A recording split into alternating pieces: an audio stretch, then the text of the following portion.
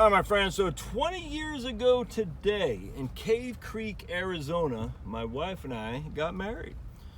All right, my brother was there with his soon-to-be wife, a couple of my wife's friends, and that was it. Cave Creek, Arizona. We went to a Mexican place to celebrate. That's in Cave Creek, Arizona. I forgot the name of it. And a nice older gentleman bought us a dessert for the whole table, which was cool, man. We didn't spend a huge amount of money on the wedding. My parents weren't even there, and my wife's mom, because her dad had died previously, wasn't there, and it was great. And then we went up to Reno, Nevada for, I guess, a 4-day weekend for our honeymoon. 20 years ago, and 20 years flies by like that, but for you guys out there who disparage marriage, I know some marriages go crap. I get it. My own parents went to crap. I get that. Marriage can be a beautiful thing, though. It can be, and it really is depending on the people. Thankfully, I got married when I was older. I got married when I was 29. If we would have got married at 25, no way it would have lasted. Men, and this is for you ladies, men are not mature even in their 20s, not as mature as you are. I'm just telling you. And because of that, there's going to be some, men really don't, I mean, this is me now. Don't forget, I was a heavy drinker, not freaking vodka and all that, but a heavy beer drinker. And I do think that stunts maturity for men. But I would argue that men don't really get mature until they hit their 30s. Now, they get more mature at 25 than they did at 20 for sure. But I would argue, if I was a young lady, I'm thinking about marrying some guy, especially if he comes up from a bad background of some sort. And what I mean bad could be anything: broken home, alcohol, drinks a lot, parties, all that stuff. I would suggest that you wait until the guy matures a little bit. Now, and we are living longer too, by the way, so it's not like you better get married today, or else you'll both be dead when you're 45. No, we're living until the 80s, so it's okay to delay that. I would suggest that you wait a little bit until the guy matures. This is just from my experience. Now, every single person is different, but if I'm 22 and my soon-to-be husband's 22 because we met in college or something like that, I'm telling you, man, a 22-year-old man is just not mature like you are, or you're thinking he can be. And you can't make him more mature, no matter what you think. You can't do it. You can't, I tell you, this is what I think a lot of people make mistakes, not just girls or ladies, but women, men too. She can make me happy, and I'll never forget that. I said this before, but my dad, I'll never forget when I was in high school. I was yelling at my girlfriend. It makes me cringe this day. Freaking just an ass. I was like screaming at her, and my dad said, "What the hell are you doing?" I said, "She's pissing me off. She's never gonna make me happy." He goes, "Dude," I just never forget. And it was just bad. And my dad's like, "What are you doing?" And look, my dad's got his problems. I get that, but there's a couple of things I do look back, and I'm fond of his recommendation to me, and this is helpful to me. He goes, You can't rely on other people to make you happy. I was like, she doesn't make me happy, or I can't remember the whole thing, but if you're expecting her to make you happy, and actually the funny thing is she did, it's just, anyway, it was just weird. But I mean, as a kid, I didn't know. And she goes, if you're expecting someone else to make you happy, you are putting her up for failure. No one can make you happy except for you. You're the only person who can make you happy. So if you're expecting someone else to do that, you are making the fundamental mistake, because she will never live up to your expectations. And look, it didn't sink in until later with Charlotte. I'll never forget, I was like 26, 27, we're dating, and I was like, I'm not saying she didn't make me happy, but my expectations for her were too high. And that's because I was drinking back then. Finally she goes, I don't want to be with you if you keep drinking. And I just remember, I said I had to make a fundamental choice. I've got to be happy. It's not fair to her for me to expect her to make me happy. And it's not easy to just force yourself to be happy, but you have to do it. You can be happy or it can be sad. And I choose to be happy. Doesn't mean I'm happy all the time. Doesn't mean I don't get depressed. That's human emotions. But I choose to be happy. And I said, you know something? I'm choosing to be happy. And if I'm relying on her to make me happy, that's not fair to her, and it's certainly not fair to me, because she can't do it. I'll never be happy. And I want to be happy. I'll never forget, it's probably 27, 28, something like that, when I first, 27, when I quit drinking, and I said, I choose to be happy. And we moved to Phoenix, as before we were married. In the Catholic Church, that's a no-no. But we did, and we lived together, and we had our ups and downs, as all human beings do. All human beings have their ups and downs, my friends.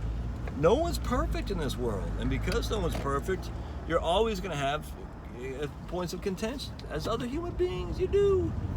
But here's the thing: if you say to yourself, I choose to be happy, everything else will enhance my happiness. I mean, everything else is secondary, because I choose. I will be happy. Now, if you do that, it's like being a Christian. It's liberating, because you're saying, at the end of the day, I know how the book ends, and I will tell you, you know how it ends, and you know that Jesus died for your sins. And you know that he rose from the dead in order to relieve you of your sins, as long as you seek his guidance and salvation and ask for forgiveness. So, spoiler alert, Jesus died. Spoiler alert, Jesus rose. Spoiler alert, you have salvation if you decide to take it. That's how the book ends. And so because that's so liberating, and the same kind of thing is liberating when it comes to being married. You say, I'm going to be happy. No matter what, I will choose happiness over anything else. And because of that, I'm not relying on my spouse to make that what she cannot make or he cannot make. It's on me. And it's liberating. It's all right. Now, she can, I mean, Charlotte, she's moody. I'm moody. I get it. And we get into arguments. We don't get any big fights anymore. I mean, the fights are short-lived. It used to be she could play, she could give me the silent treatment for days. But then she matures too. That's the thing. You both grow up a little bit, man. And as you age, you grow up, you realize the stuff that you've made a big deal out of before is just not that big of a deal. It's just not. There is something about being mature and being older that allows you a little peace of mind to say, whatever. Water under the bridge.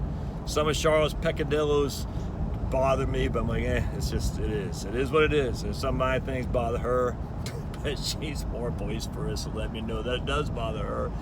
I'm just like, whatever. It's funny now. I'm a lot more laid back now than she is, which is funny, because I was a lot more intense back then, much more so than she was. And now she's kind of changed. I'm just like, whatever. I just, I don't say I don't care, but I'm 49 years old, and I just like, it's all good. Now, the reason is because she has that maternal instinct, right? And maternal instinct means always fear to protect your young. And I don't have that, because I'm a man, and men just say, you gotta get out there and rub some dirt on it. And women are like, no, we gotta protect, we gotta make sure. And so it's just funny how things have changed. Do I drive her crazy? Yeah, absolutely. I probably drive her. I'm sure I drive her crazy a lot more than she drives me crazy. Because like I said, I'm just, as the kids have gotten beyond, where they need changing of diapers and all that, and they're self-sufficient now, I'm just like, I'm not at all. I don't have the same concern at all about their ability to survive as we did when they were young. And so because of that, I'm chill when it comes to that. But anyway, as a young man, I wouldn't like that. It wasn't about them, my kids. It was about me. I was like, all right, I got to do this, I got to do that, I got to do this. So much demands on, I got to do this, I got to do that. Here, she's getting in the way, or he's getting in the way. I got to blah, blah, blah, blah, blah. And that's the thing in your 20s. Anyway, so going back, what is this whole thing about? Is that, man, I love being married. I love it. It's satisfying. Obviously, I have the woman of my dreams. She's gorgeous. She's smart. She's Irish Catholic, what that means is, she wanted a big family too. In fact, we were just talking the other day how we wish we would have had 5, and maybe didn't listen to the doc who said 4 C-sections is enough.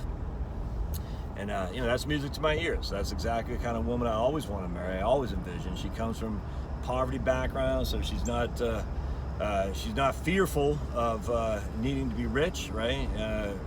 We're not blue collar, but we do certainly come from a lower income, both childhoods of poverty, which means that we both have the same mentality when it comes to money. And you know, not everyone from poverty has that mentality, but we do, in terms of we respect dollars, but we also know when we got to tighten up and stuff like that. And we're not casual spenders or whatever is the word. We don't just consume for the sake of consumption. And for me, that's important because there's some times we got tight there, and I've said that before. And who knows? It might be sometimes it gets tight again. The fun thing is that we've survived before, and we'll survive again because we know we can. And it's, I couldn't be happier. I am true, and I hate to say I'm truly blessed, because even if you're not in a good relationship, you're still blessed. But I am truly grateful. Let's just put it that way. Grateful that I found the love of my life, and I'm truly grateful she stayed with me through the trying times of my immaturity. Let's just put it that way. And if you're a young lady looking to marry a young guy, think about it long and hard. Has this guy matured yet? And give him the benefit of the doubt, because he will as he ages. Don't expect too much on the front end, because he will mature, and he will be worth every penny that you invest in him, for sure, if you will allow him to mature. Some guys don't, though, and they don't because they're still drinking. I'm telling you, we know for, oh, look at, man, I got deer in my Bambi, get out of there, Bambi. Oh yeah, Bambi. Where's what's the other guy? Flutter? No, Bambi, and what's that guy who bounced the thing? Anyway, what's that guy? Flutter? Putter? I don't know. But anyway, so a guy will mature, but in my opinion, is if he's still drinking a lot, I don't think so. We know there's studies that show you that alcohol can arrest maturity for men, and I imagine for women too, but as coming from a man, we know that. So just be careful. So give your spouse a hug tonight, would you? They deserve it. All right, we'll see you.